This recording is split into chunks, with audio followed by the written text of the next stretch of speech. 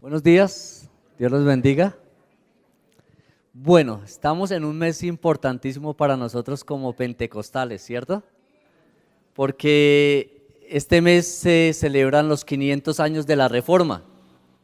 Usted dirá, ¿y eso qué es? ¿Qué es la Reforma? Pues a manera general voy a tratar de exponer en 10 minutos lo que ha sido el desarrollo de la iglesia durante todos estos tiempos, desde Jesús hasta hoy, 1 de octubre del año 2017, ¿listo? Entonces, prestemos mucha atención a esto, es importante para que nos ubiquemos en cuanto a lo que va a ser las predicaciones durante estos 5 domingos aquí en la iglesia, que van a ser con el énfasis en la Reforma, ¿listo? La primera, listo, entonces la iglesia se desarrolló a través de 7 etapas. La primera etapa es la etapa apostólica, que dice, la primera etapa de la iglesia es la etapa apostólica. Esa etapa va desde el año 30 hasta el año 100 después de Cristo. Esa etapa inicia con la muerte de Jesús y termina con la muerte del apóstol Juan. Ahí la tenemos. Entonces, en esta etapa hubo características especiales, así como las vivimos hoy.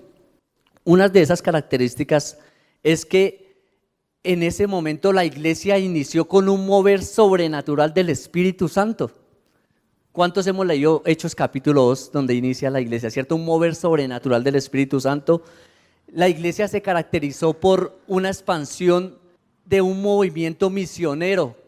Leemos, por ejemplo, el apóstol Pablo, cuando iba a la iglesia de Éfeso, de Corinto, de Tesalónica, se abrían puntos de predicación, un evangelismo sobrenatural. Entonces son características especiales de este periodo de la iglesia, donde encontramos específicamente que el Espíritu Santo, el mover del Espíritu Santo en la iglesia. Periodo ¿desde dónde? Desde el 30 hasta el 100. Listo. La segunda etapa es la etapa de la iglesia perseguida. Y en esa iglesia perseguida va aproximadamente del año 100 al 313. ¿Inicia con qué? Con la muerte del apóstol Juan y termina con el edicto de Constantino. Entonces, ¿cuál es la característica general de este periodo? Y es que en este periodo hubo gran sufrimiento, persecución. Ahí es donde nosotros conocemos lo que se inició con las catatumbas, si usted ha escuchado, que se abrían huecos debajo de la tierra donde la gente se reunía para la predicación del evangelio. Allí fue donde la iglesia tuvo un impacto altamente positivo, fue donde más conversiones hubo, donde el evangelio más se extendió. Y eso nos deja una gran enseñanza, y es que en medio de la persecución es cuando la iglesia, ¿qué pasó? Más creció. Hoy de pronto tenemos tanta libertad que como que hay estancamiento, ¿no? Pero tengamos en cuenta eso. Otras características que también hubo allí, hubo un desarrollo en cuanto a las organizaciones eclesiásticas. También hubo el nacimiento de sectas, de herejías, porque en medio de la persecución también se generaron cosas contrarias a lo que fue la palabra de Dios. Entonces, características generales de esa época. La tercera es la iglesia medieval. Este periodo va desde el año 476 a 1453. Inicia con la caída del Imperio Romano y termina con la caída de Constantinopla. Entonces este periodo también se caracterizó porque una palabra sencilla en este periodo es el estatus que tuvo la iglesia. La iglesia fue reconocida por el Imperio Romano. Si ustedes recuerdan, en este periodo es donde el Imperio Romano casi que en su mayoría fue cristiano, fue evangelizado. Hubo estatus, hubo reconocimiento de la iglesia. De alguna manera en este periodo hubo un confort de la iglesia, ¿sí? Porque ya hubo un reconocimiento en este tiempo. Es en este periodo donde inicia, por ejemplo, lo que conocemos como el poder del clero romano, lo que es el nacimiento del monacato, todo lo que nosotros conocemos como monasterios, todo este tipo, allí se desarrolló. Seguimos con la siguiente etapa, y es la etapa de la iglesia. Esa me la adelantaron ahorita, la siguiente. Faltaba la anterior, sigue la medieval. Está del año 476 a 1453. Inicia entonces con la caída del Imperio Romano y termina con la caída de Constantinopla. Son casi 1000 años en este periodo de la iglesia. Entonces, en este periodo conocemos hechos como son las cruzadas. Si ustedes recuerdan que una frase célebre de ese tiempo, de las cruzadas, en el nombre de Dios, ¿cierto? En el nombre de Dios. Hacían tantas cosas en el nombre de Dios. La iglesia descuidó la palabra, descuidó las cosas. Y hubo allí entonces lo que fue este tipo de cruzadas. La siguiente etapa es la iglesia reformada, que es a donde vamos y en donde nos vamos a enfatizar. Entonces la iglesia reformada va del año 1453 al año 1648. Inicia con la caída de Constantinopla y termina con el fin de la guerra de los 30 años. Entonces, en este periodo de la iglesia hubo un resurgimiento de la iglesia, un renacer. Si usted recuerda, cuando le enseñaron en el colegio, en este periodo es donde aparece lo que conocemos como el renacimiento, ¿cierto? Hubo un volver a las escrituras, un nuevo nacimiento, como un volver a la palabra de Dios. Eventos importantes en este periodo, la imprenta, es hacia el año 1455 donde inicia la imprenta, y el primer libro que se hizo allí, ¿cuál fue? La Biblia, el primer libro que se pudo allí imprimir. Entonces, personajes importantes, ahí está Martín Lutero, uno de los pioneros en cuanto a la reforma. Si Dios lo permite, dentro de 8 días vamos a tenerlo aquí predicando, no va a faltar. Bueno, va a estar aquí contando algo de su biografía, quién fue él, qué pasó con él, qué fue lo que él hizo. Entonces es en este punto donde vamos a mirar qué fue la reforma. Siguiente periodo de la iglesia moderna, del año 1648 al año 1900. Inicia con el fin de la guerra de los 30 años y termina con el movimiento pentecostal. Es en este periodo donde aparecemos nosotros como asambleas de Dios, movimiento pentecostal, donde comienzan ese tipo de movimientos como el movimiento puritano, el movimiento wesleyano, movimientos misioneros. Sí, entonces es un mover del Espíritu Santo en este tiempo. Y el último periodo de la iglesia es la iglesia contemporánea. Va del año 1900 a hoy, 1 de octubre del año 2017. Inicia con el movimiento pentecostal y vamos hasta nuestros días. Algunas características especiales de este periodo son las siguientes. Entonces encontramos algunas oleadas, como por ejemplo lo que son oleadas de ministerios de sanidad. Durante este periodo el Espíritu Santo se ha manifestado a través de sanidades, milagros, prodigios. Oleadas como lo que es la incursión de las comunicaciones. Es por estos tiempos donde se inicia todo lo que conocemos como la radio, la televisión, con énfasis en el evangelismo, emisoras cristianas. Contábamos algo en el primer culto que había una emisora que es la emisora transmundial, y esa emisora tenía unos radios especiales donde se iban en un avión y botaban desde el aire radios a campos, y esos radios solamente cogían una emisora, la emisora transmundial, que es una emisora cristiana, y la gente se evangelizaba así, escuchando esa emisora todo el tiempo. Entonces, oleadas como la comunicación. Otra de las oleadas, revolución en la liturgia. Lo que hoy estamos en esta iglesia, por ejemplo, un cambio en la liturgia, cantos, alabanza, danza, todo este mover que hay en estos momentos es acerca de esas oleadas en la liturgia. E inician grandes ministerios. Conocemos ministerios como el ministerio del pastor Benny Hinn, Joyce Meyer y muchos otros hombres que Dios levantó con grandes ministerios. Entonces, a manera general, esos son los 7 periodos de la iglesia. ¿Listo?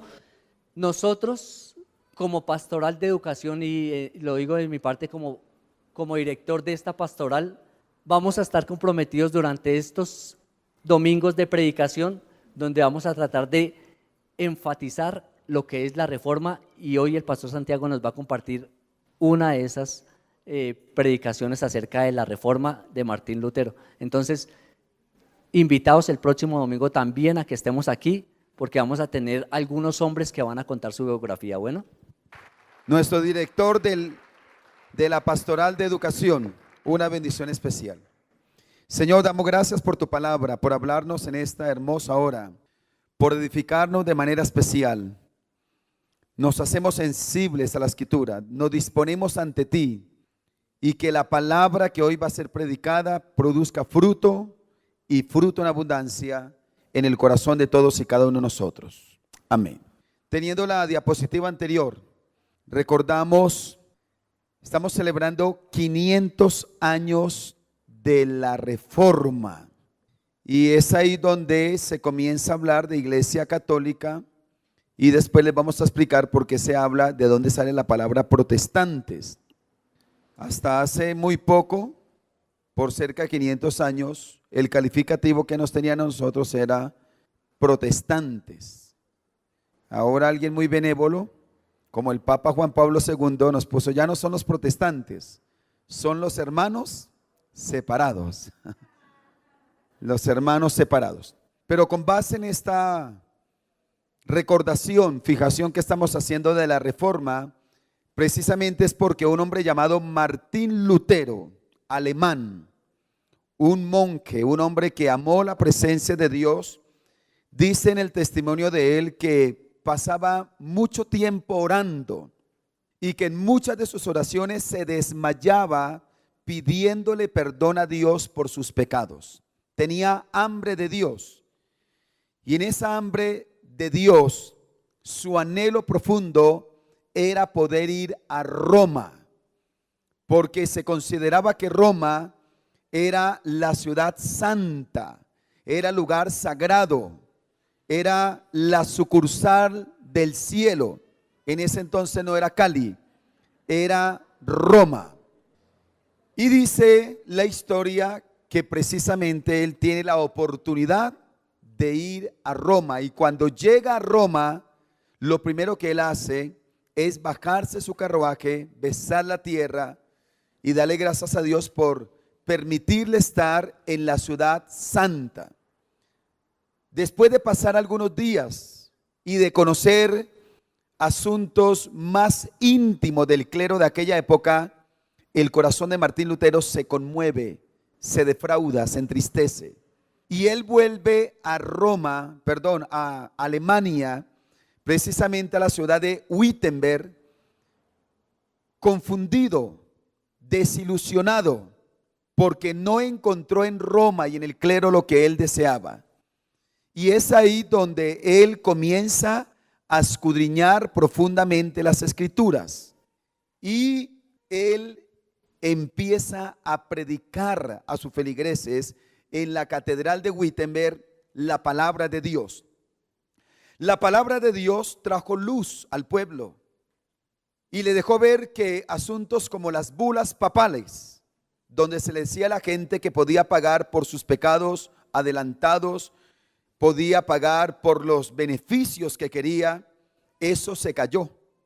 Por eso, respetando todo ministerio y no entrando a criticar a nadie, pero no es correcto que se hagan pactos económicos con el propósito de que una persona reciba un milagro o económico o físico, o para que su familiar se convierta. No es bíblico, es otra bula. Así eran las bulas papales, se manipulaba la fe económicamente. Existían las indulgencias y todo aquello que eran impuestos al clero, era poder pagar por sus pecados, etcétera. Entonces, todo ello se vino a tierra. Cuando en Roma escuchan lo que está pasando en Alemania, llegan cartas a Wittenberg, llegan amenazas. Martín Lutero, debes ir a Roma. Te prohibimos que enseñes así porque estás afectando contra los intereses del clero. Y él se resiste. Después de tanta presión, él escribió 95 tesis que valdría la pena leerlas.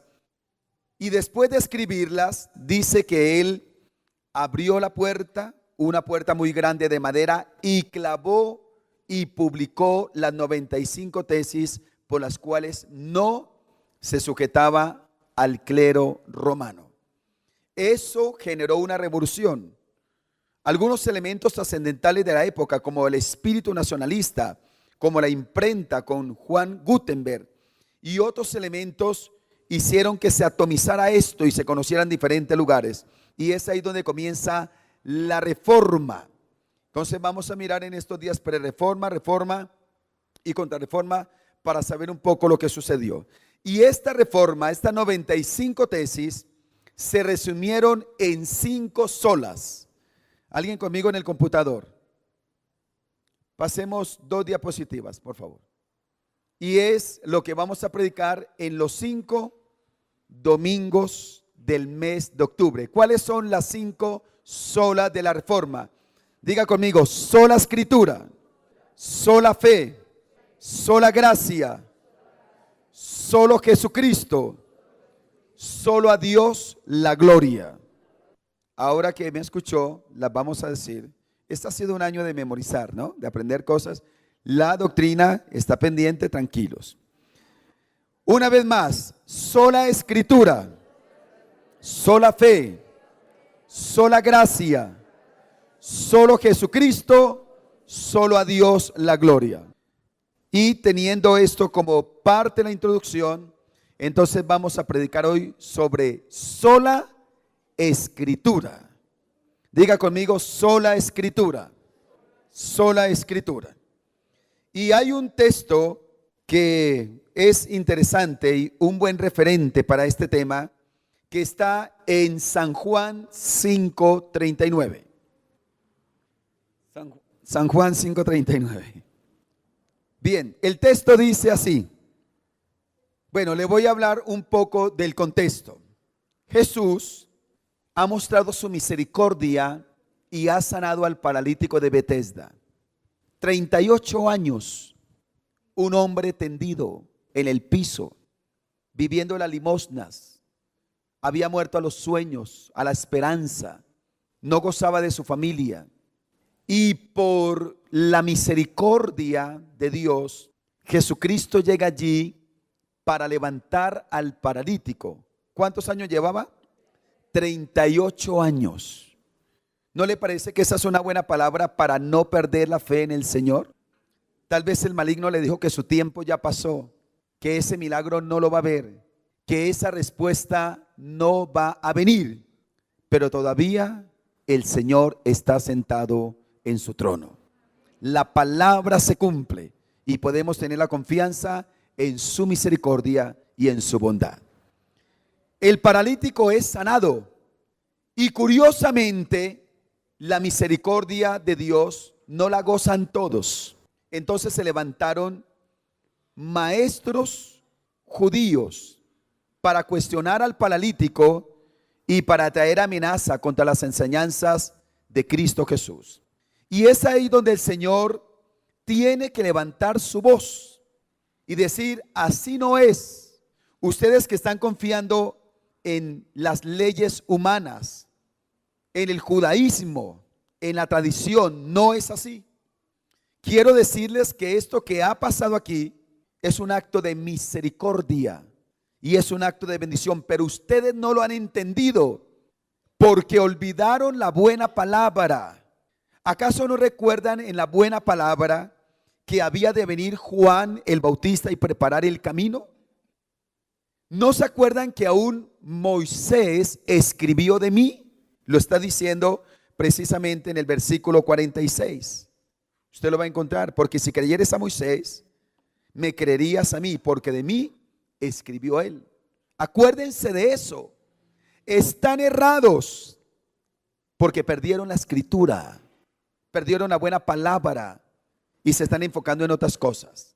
en medio de ese contexto y cómo después de esto el Señor vuelve a mostrar su misericordia, ahora alimentando a 5,000 hombres, sin contar las mujeres ni los niños, dice el texto.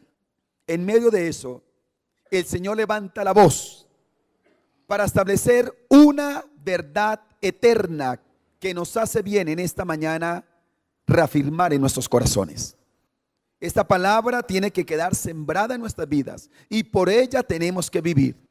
Y en San Juan 5:39 el Señor dice: escudriñad las escrituras, porque a vosotros os parece que en ella tenéis la vida eterna, y ellas son las que dan testimonio de mí. Mire lo que está diciendo el Señor Jesús: escudriñen la escritura. Y esa palabra escudriñar es una palabra que nos invita a ir más allá de lo común, más allá de la conveniencia, más allá de las voces extrañas, más allá de nuestro parecer y de nuestra tradición. Y siempre que miro esta palabra escudriñar, recuerdo a un tío mío que por muchos años dedicó casi toda su vida a estar metido en las minas esmeraldíferas. Y él me contaba y me decía cómo es que realmente logran las verdaderas guacas, las verdaderas producciones de esmeralda, las que valen, las quemas, las gotas de aceite, las puras. Dice que ellos comienzan a observar la tierra, a removerla en algunos lugares y encuentran una mancha verde. Y cuando encuentran una mancha verde, están decididos a invertir lo que sea por seguir la mancha verde. Y empiezan a trabajar maquinaria, personal, todo lo que sea necesario movilizar solo para ir siguiendo una mancha verde. Se pueden demorar hasta meses, pero ellos saben que esa mancha verde los conduce a la huaca, a la verdadera producción. De tal manera que usted y yo no salimos de aquí del culto y nos encontramos por ahí las esmeraldas botadas ahí como piedras. ¿Quién encuentra una esmeralda? Alguien que ha escudriñado. Escudriñar es escarbar, ahondar, profundizar, dejar lo obvio para ponerle sentido al texto y poder extractar los verdaderos tesoros que la misma tiene para nuestras vidas. En otras palabras, aparentemente estos maestros sabían escritura, pero no les había hecho mella. ¿Sabe cómo se sabe que una persona ha escudriñado las escrituras? Porque las mismas lo han transformado a la imagen de Cristo Jesús. Si el texto solo afecta su intelecto y no su carácter, no las ha escudriñado. Yo escudriño las escrituras hasta que todo mi ser, mi economía, mi vida sexual, mis emociones, mi vida familiar, mi intelecto, mi vida ministerial, todo mi ser se conduzca por las sagradas escrituras. Seguramente aquí habrá alguien que conoce, y no sé si ha estado aún en las minas, pero una persona que vive en las minas, vive para las minas toda su vida, por buscar un tesoro. La escritura tiene que conducir profundamente nuestra vida. ¿Decimos amén? Ahora, es interesante encontrar algunos contextos de este texto que hemos leído. Por ejemplo, si nosotros miramos el contexto histórico, cuando Jesús da estas palabras y cuando Jesús ejerce su ministerio, es extraordinario saber que Jesús no vino en un momento de ignorancia en la humanidad. ¿Sabía usted que cuando Jesús ejerció su ministerio se hablaba del auge de la sabiduría? Se supone que eran los momentos de más alto nivel intelectual y filosóficos. Y por eso cuando él dice escudriñen la escritura, porque a ustedes les parece que en ella tienen la vida eterna, inicialmente para los judíos, pero también para el mundo de aquel entonces era esta palabra. ¿Qué les quiso decir entonces? Al mundo griego, allí donde tenían los más grandes filósofos, donde tenían personas altamente intelectuales, Sócrates, Platón, Aristóteles, personas que se ufanaban de la sabiduría. Sócrates el hombre que precisamente habla de lo que es el razonamiento y tiene frases como la verdadera sabiduría está en reconocer la propia ignorancia. Wow, Sócrates famoso, persona estudiada, persona elocuente, personas como Platón. Platón es el padre de la metafísica, lo que hoy se mueve con tanto auge, diciendo frases como: buscando el bien de nuestros semejantes, encontramos el nuestro. Personas como Aristóteles, persona que hizo énfasis en algunas ciencias como la lógica y la biología.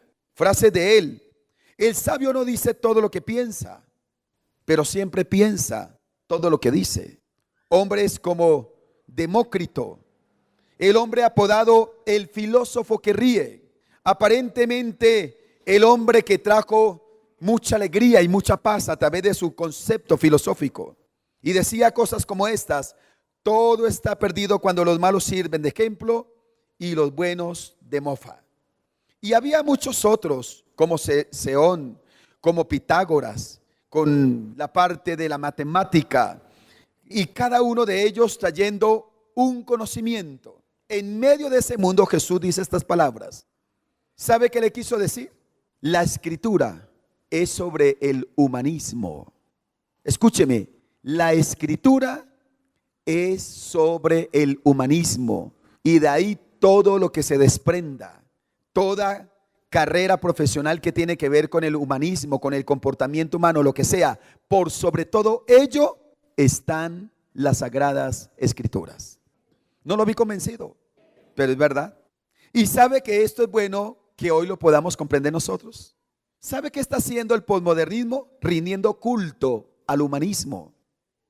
Todo gira alrededor del hombre. Por eso aún el hombre ha condicionado a Dios a su querer, a sus deseos. Y cuando la persona es confrontada muchas veces con la misma escritura, prefiere defender el yo que hacerle caso a Dios.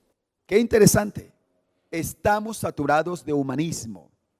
Por eso se exalta el homosexualismo, el lesbianismo, la rebeldía, los derechos. Por eso se resalta tantas cosas con el propósito de exaltar el humanismo. ¿Lo quiere ver representado? ¿Por qué cree que a los niños se les enseña tanto los derechos pero no los deberes? Por todos lados se publican los derechos de los niños. ¿Y está bien? Claro que sí. Pero ¿no le parece que un equilibrio sería que al lado de los derechos de los niños se les enseñe también sus responsabilidades? Este es un mundo que nos está enseñando, escúcheme, a exigir derechos e ignorar responsabilidades. En ese mundo estamos. Estamos en el mundo del facilismo, de la conveniencia, del yo. No me importa por sobre quién paso con tal de lograr lo que yo quiero. No me importa traicionar la lealtad, la confianza, lo que sea. Ese es un mundo alimentado por todo este mundo griego. Pero también está hablando al mundo judío, el mismo que se ufanaba por tener el conocimiento de la ley, pero ignoraba la ley. ¿Sabe qué está diciendo? Que la escritura, primero sobre el humanismo, segundo es sobre las tradiciones religiosas. ¿Es sobre qué? Sobre las tradiciones religiosas. Si algo tenían los judíos, era tradición religiosa. Y se caracterizaba por su misma indumentaria. Se caracterizaba por su lenguaje. Ellos tenían un vestido para cada cosa. Se caracterizaba por ser minuciosos en los detalles. Se caracterizaba por su liturgia, pero no se caracterizaba por corazones transformados. Alguien puede estar saturado de religión sin tener un corazón transformado. ¿Qué estamos viendo nosotros? Precisamente eso. ¿No cree que Dios nos habla a través de la escritura? No puedo cargarme de religión, de conceptos cristianos sin una vida transformada. La palabra no me puede pasar por sobre mi cabeza. La palabra tiene que impactarme y tiene que transformarme. Gracias por ese amén. La palabra tiene que transformarme. Hoy encontramos mucha persona con religión, pero sin transformación. Y religión sin transformación es igual a condenación. Necesitamos transformación en el corazón. Por eso podemos encontrar una persona aún asistiendo a templos cristianos, pero sigue igual. Yo conozco personas que viniendo a un templo cristiano aprueban las cosas a las que el mundo le dice que son buenas y no son buenas. Su mente no está renovada. Su mente es más mundana. Sus acciones no se parecen a la escritura. No la han escudriñado de tal manera que su mente sea la mente de Cristo. Y vemos el tercer auditorio que tenía Jesús, que eran los romanos. ¡Wow! Los romanos que se habían caracterizado, este imperio romano se quiso mostrar como la panacea, como la respuesta a la humanidad a través de un gobierno democrático que administraba los recursos, los alimentos, que generaba grandes obras. Se ufanaban precisamente de los grandes acueductos y las grandes obras arquitectónicas que desarrollaron. Pero lo dice el Señor Jesús: la escritura es sobre el humanismo. La escritura es sobre la tradición religiosa. Y la escritura es sobre las aparentes soluciones políticas. No llamo a la rebeldía social, pero quiero dejar algo claro a través de la escritura. Estaríamos faltos de escudriñar las escrituras si nuevamente frente a unas elecciones presidenciales nos ilusionamos con el convencimiento que un personaje va a cambiar la historia de esta sociedad. Qué errado estaríamos nosotros. ¿No se da cuenta que cada uno de los candidatos presidenciales, cuando llega el momento de las elecciones, curiosamente se convierten al cristianismo? ¿No vimos a nuestro propio presidente ir a iglesias y conmoverse y después salir donde los brujos? Tenemos que ser sabios. Tenemos que tener entendimiento.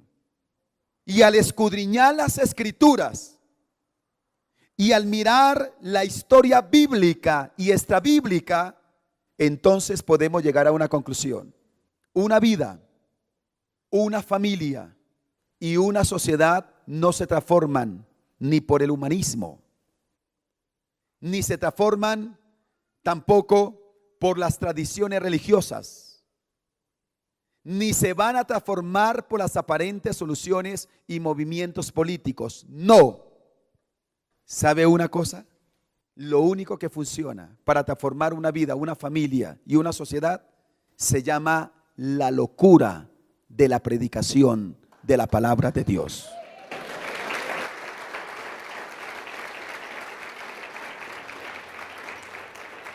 ¿Qué transformó Alemania? La predicación de la palabra. Y al lado de Alemania, ¿cómo fue transformada la Francia de aquel entonces? Con reformadores como Juan Calvino, a través de la palabra. Y mientras esos hombres encendían la llama de la palabra en esos lugares, en Escocia estaba un hombre llamado Juan Knox, que Dios también usó allí. Y en Suiza estaba Ulrico Zwinglio. Y más adelante, en la misma Inglaterra, los hermanos Wesley y grandes hombres del Señor. Y cuando lo entienden, se levantan las misiones. Y por eso hombres como David Livingstone atraviesa 7 veces el Ártico para ir a la India y predicar la palabra. Y por eso Hudson Taylor sale entonces para la China a llevar la palabra, porque está comprobado que no es el hombre, no es el humanismo, no son los movimientos revolucionarios ni feministas, ni tampoco es el movimiento social, tampoco es el pensamiento liberado, no es la tradición religiosa, no son los gobiernos. Es la locura de la predicación de la palabra de Dios. Es la palabra de Dios. Por eso Jesús apunta y dice: escudriñen las escrituras. Y hoy no lo dice: no caigan en el vacío de aquellos maestros judíos que se ufanaban de tener la verdad, de ser los mejores, de creer que lo sabían, pero que poco estaban transformados. Por eso una vida cristiana se conoce por una vida transformada. Por eso se conoce, porque escudriña la Escritura. Y sabe, si bien es cierto que nosotros vemos que cada evangelio presenta a Jesús de una manera diferente. Mateo lo presenta como rey, Marco lo presenta como siervo, Lucas lo presenta como el Hijo del Hombre y Juan lo presenta como el Hijo de Dios. Pero a mí me parece que algo que también apunta Juan es a que presenta a Jesucristo como la palabra encarnada. Por eso cuando uno mira el contexto bíblico, se da cuenta que en Génesis capítulo 1:1, en el capítulo 1 está precisamente la palabra presente. Y por la palabra fueron creados los cielos y la tierra. En otras palabras, por Cristo Jesús fueron creados los cielos y la tierra. Decimos amén a eso. Y al finalizar en Apocalipsis 22, en el último capítulo, hay una advertencia. Cualquiera que quitare de estas palabras, su nombre será quitado del libro de la Biblia. Y cualquiera que le añadiere, las plagas de este libro vendrán sobre él también. ¿Sabe por qué? Porque no podemos añadirle ni quitarle al evangelio del Señor. Y el evangelio es Cristo Jesús. ¿Se acuerda que 800 años antes de que Cristo viniera, Dios levanta al profeta Oseas para decir: mi pueblo fue destruido porque le faltó conocimiento? Y no habla conocimiento de una materia, de una carrera profesional, de muchas cosas acá. No habla de eso. Que Dios nos guarde. Y yo alabo a Dios por esta iglesia, alabo a Dios por los profesionales, alabo a Dios por los que están haciendo maestrías, alabo a Dios por los que hacen doctorados, alabo a Dios porque sé que esta iglesia está creciendo en esa área y para mí es una dicha como pastor. Pero que nunca el conocimiento nos envanezca. Entre más conocimientos, más humilde delante del Señor. Hagamos lo que hizo Albert Einstein, lo que hizo teoría de la relatividad. Adam Smith, el padre de la teoría financiera. Entre más conocieron, más se humillaron delante del Señor. ¿Qué necia es una persona que porque tiene un conocimiento se envanece? Entre más Dios nos dé, es para reconocer más nuestra pequeñez y más la grandeza del Señor. ¿Cuándo decimos amén? 700 años antes, dice Isaías: sécase la hierba, marchítase la flor, mas la palabra del Dios nuestro permanece ¿qué? Para siempre. Qué lindo nos podamos sumergir en el Salmo 176, Salmo 119 con 176 versículos. Y solo uno no habla la Escritura, los demás hablan de la ley de Dios, de los decretos de Dios, de la palabra de Dios, de los mandamientos de Dios. ¿Qué es lo que nos sostiene a nosotros? Las Sagradas Escrituras. ¿Qué fue lo que generó allí una reforma? El volver a la Escritura de Dios. ¿Sabe qué hacen las reformas? Escúcheme por favor. Las reformas nos sacan de la ceguera, de la rutina, de los errores, de nuestro propio parecer. Ahora creo que la palabra tiene que hacer una reforma en nuestros corazones. Lo voy a volver a repetir por si no me prestó atención. La reforma tiene que hacer, la palabra tiene que hacer una reforma en nuestros corazones. Hasta que saque la basura, hasta que quebrante, porque la palabra de Dios es martillo, quebrante conceptos cerrados que el mundo, que algunas personas, algunas circunstancias dejaron en nuestro corazón que no son bíblicas. Hasta que mi mente sea la mente de Cristo, hasta que mis pisadas sigan las pisadas del Maestro, hasta que mis manos hagan su voluntad, hasta que mi corazón palpite por la palabra de Dios que vive y permanece para siempre. Esta palabra nos tiene que hacer vivir y la tenemos que atesorar. No está bien que yo me acerque a la palabra para seguir pensando como yo quiero. Debo vivir según la palabra del Señor. Por eso debemos ¿qué? Volver a la Escritura. Una estrategia diabólica, escúcheme, una estrategia diabólica es alejar a la humanidad de la Escritura. ¿Sabe qué sucedió en la época medieval?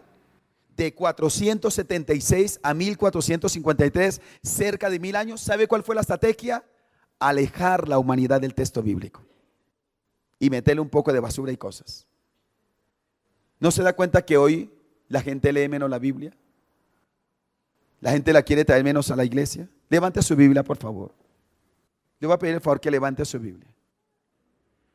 Téngala en alto. Mire cuántos están sin Biblia, respetando solo las personas que vienen por primera vez. Pero la gente no trae la Biblia ya. Y otros se acostumbraron solo a leerla en el celular. Qué lindo que usted tenga su Biblia personal, el texto, subráyelo. A mí me impresiona. Debo traerla en estos días. Le voy a mostrar una Biblia que tiene mi esposa. ¿Cómo es que él lee toda la Biblia y subrayó todas las veces donde está la palabra Dios? Donde habla de Cristo, donde habla del Espíritu Santo. Impresionante. Hay que escudriñarla. Hay que beber de ella. Nos propusimos a leerla en un año. Hoy terminamos el profeta Nahum.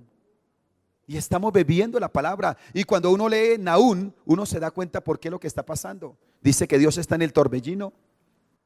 Dice que a su voz tiemblan los montes. Entonces la palabra sí nos da luz de todo. ¿Sabe por qué la gente anda mal? ¿Sabe por qué hay gente que anda grave en algunas áreas de su vida? Espero que usted no. Porque han ignorado el texto bíblico. ¿Quiere tener éxito financiero? No se vaya a una librería material. 15 claves a ver para salir el éxito financiero. Esos son bobadas. Aquí están modelos económicos. ¿Quiere tener un hogar estable? 10 maneras de arreglar los conflictos con el esposo, con la esposa. No, aquí lo dice. ¿Quiere enfrentar buenos problemas, buenas dificultades aquí? ¿Sabe uno cómo enfrenta las dificultades? En silencio, lo dice la Biblia. ¿Sabe uno esperar en Dios? La palabra nos enseña a ser agradecidos. La palabra nos enseña a ser leales. La palabra nos enseña a ser íntegros. Este texto nos enseña a vivir bien. Y sabe, se comprueba que una persona está mal porque no está aplicando lo que dice la Escritura. Escudriñen la Escritura, sean inteligentes, dice el Señor. Porque a usted le parece que en ella tenéis la vida eterna. Y déjeme decirle que la vida eterna no se comienza a disfrutar solo cuando uno se muere. La vida eterna la podemos disfrutar desde aquí, con su paz y con su presencia. Y ellas son las que dan testimonio de mí. De tal manera que lo conoceremos y lo amaremos más a Él. ¿Sabe? Años atrás, voy a decir algo a ver cuántos de ustedes vivieron esa época. ¿Sabe cómo se conocía la iglesia, los cristianos? Se les conocía como el pueblo del libro negro. Y los domingos, se conocía a un cristiano porque llevaba en la mano la Biblia, el himnario, la cartilla de la escuela dominical y llevaba su ofrenda. ¿Cuántos llevaron himnario a la iglesia? ¿Se acuerda de esas épocas tan lindas, tan hermosas? Hoy yo veo gente, con todo el respeto, pero que nadie se sienta aludido, y si es así, pues bueno, de pronto Dios le quiere decir algo. Yo no me escandalizo, pero yo veo gente que viene al culto en bermudas, camiseta, gafas oscuras, cachucha y no traen Biblias, y digo, oiga, como que se equivocó de parque. Se iba como para Orlando. Todo apunta que iba para un lugar de espectáculo, pero no para la iglesia. Y yo me paro en la puerta y saludo a la gente y digo, ¿cómo una persona puede venir a la iglesia sin la Biblia? ¿Cómo? Y llevo otra reflexión más fuerte. Si no la traen a la iglesia, sospecho que menos la escudriñan en su casa. Sospecho. Y por eso estamos como estamos. Y por eso pensamos más como el mundo y reaccionamos más como los humanistas, la religión tradicional y como los políticos. Pero si la palabra me permea, seré un creyente íntegro y donde quiera que esté, seré de bendición. Y seré bendecido por la gracia y la misericordia de Dios. Que la palabra del Señor produzca una profunda reforma en nuestro ser interior. Coloquémonos en pie.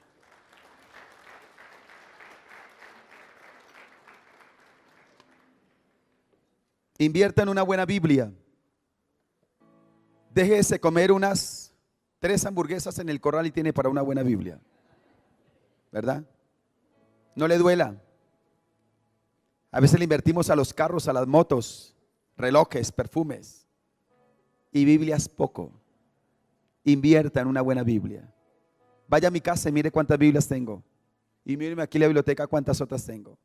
Y sigo comprando y estoy por comprar otra. Ah, pero dice lo mismo, pero me gustan. Juan Sebastián ya tiene una colección grande de Biblias. Mi hijo menor, quien les manda saludos, hablé con él ayer mucho tiempo. Si alguien las quiere recibir. La palabra de Dios. Palabra de Deus, dicen en Brasil.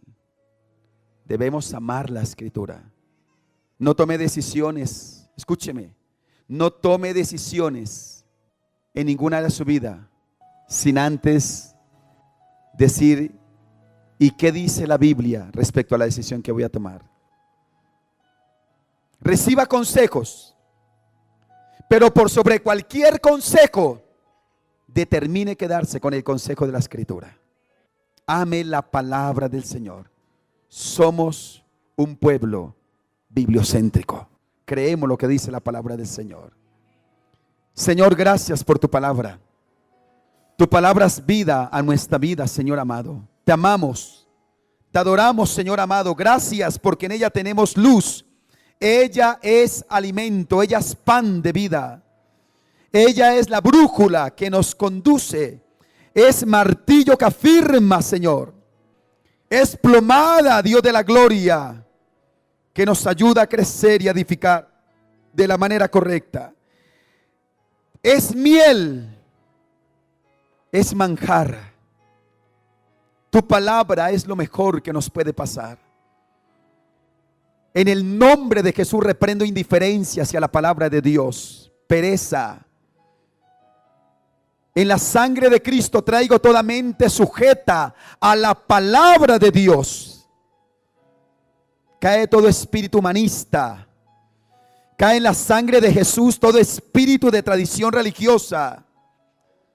Cae toda obra maligna que nos quiere decir que los hombres a través de los programas de gobierno son los que van a transformar la sociedad. Cae toda mentira del diablo.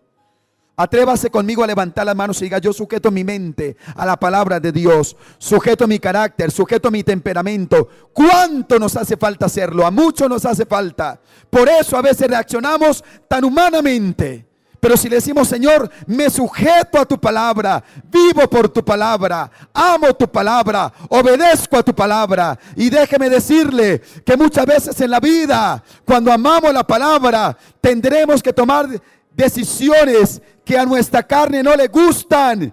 Va a ir en contra de nuestro orgullo, de nuestro parecer. Pero como determinamos obedecer a Dios, nos va a doler, pero a la postre vamos a ver el fruto de tomar decisiones conforme a las Sagradas Escrituras. En el nombre de Jesús de Nazaret. Escudriñad las Escrituras, porque a vosotros os parece que en ella tenéis la vida eterna, y ellas son las que dan testimonio de mí. Si aquí hay alguien que viene por primera o segunda vez, nunca había estado en una iglesia cristiana, y dice: necesito a Jesús, yo anhelo la vida eterna, he escuchado a Dios a través de su palabra, y yo quiero a Dios en mi vida, quiero caminar con Cristo, quiero hacer su voluntad. Levante su mano derecha. Solo aquellas personas que viniendo por primera o segunda vez sin haber ido a una iglesia cristiana, hoy están aquí y reconocen que necesitan y anhelan a Jesús en su corazón. Levante su mano derecha bien en alto. Dios bendiga esa mano. Solo esas personas, Dios los bendiga. Dios les bendiga. Dios bendiga esas manos que se levantan. Voy a suplicar de todo mi corazón que aquellas personas que levantaron su mano no se detengan. Les suplico que venga aquí adelante. Venga, salga a su silla. Venga, vamos a orar por usted. No sé si algún liderazgo me quiere ayudar a orar. Vamos a orar por ustedes. Vamos a orar por ustedes. ¿Dónde están padres espirituales? Vamos a orar por ustedes en el nombre de Jesús. Señor, te damos gracias por estas vidas. Te damos gracias por estas vidas. Te damos gracias. Los bendecimos. Usted que ha venido aquí adelante, le suplico que levante su mano derecha. La iglesia extiende sus manos hacia ellos. Le voy a dirigir en una oración. Y le imploro que usted le ponga la fe. Digámosle, Señor Jesucristo. No escuche ni a la iglesia acompañarles. Usted lo va a decir fuerte. Dígale, Señor Jesucristo, en esta hora del día, te doy gracias por tu palabra. Por tu palabra, yo te abro a ti mi corazón. Te invito, Cristo Jesús, a morar en mi vida. Te reconozco como mi Señor y Salvador personal. Te pido perdón por mis pecados. Lávame con tu sangre. Escribe mi nombre en el libro de la vida. Enséñame a conocerte, amarte, seguirte y servirte. Te entrego mis sueños y mis anhelos y determino a partir de hoy sujetarme a la palabra de Dios. Señor, bendecimos estas vidas. Te damos gracias por ellos. Han llegado a una buena hora y en la sangre de Cristo proclamamos en ellos la obra transformadora que la sangre de Cristo produce, que la palabra de Dios produce, que el Espíritu de Dios produce. Son benditos.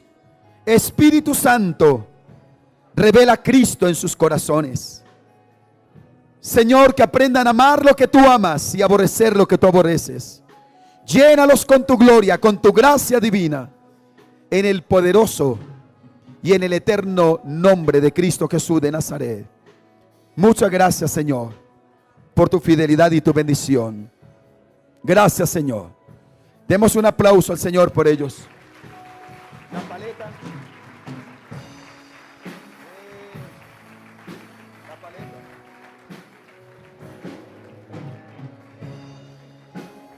Queremos bendecirlos. Hermano Luis Carlos, hermano, levante su mano. Mire, ayúdenme, queremos dejar un detalle en sus manos de este día. Pero antes de irse le quiero decir algo. Escúcheme esto. Escúcheme aquí, míreme aquí. Míreme aquí. Si usted viene hoy y escucha este mensaje, pero usted mañana no vuelve, dentro de 8 días, dentro de 15 días, usted no sigue en la vida cristiana, todo va a ser igual. Yo tengo 48 años, a mis 17 conocí al Señor. Ya era un alcohólico, un hombre agresivo. A los 11 años estuve por primera vez en un calabozo. Tuve una vida muy agitada. Pero cuando Dios se cruzó por mi camino, me lo tomé en serio. Aquí está mi pastor que me pastoreó. Y algo que pusieron en mi mano fue una Biblia. Y no faltaba un culto. Y venía. Y vi cómo Dios empezó a transformar un área, otra. Porque Dios no es un asunto de buena suerte, como a ver el chance, a ver si ya mañana todo es diferente. Es un proceso. Y si camino constante con Dios, voy a ver cómo mi vida está formada y bendecida. Dios restauró mi sueño, mi estudio. Me dio un hogar lindo. Me dio propósito de vida. Así que los animo a que perseveremos.